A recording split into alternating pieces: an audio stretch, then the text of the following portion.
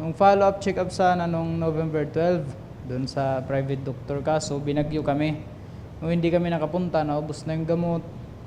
Wala pang sasakyan paput ng Tacloban kasi galing nga kaming Marabot Samar. Wala pang daanan dahil sa mga puno nakaharang sa kalsada. Yun na, namaga na, doon na nagsimula namaga yung katawan niya. Tapos nasira pa yung bahay namin dahil May nakakakilala ho ba kay Lola Ed? Saan? 7.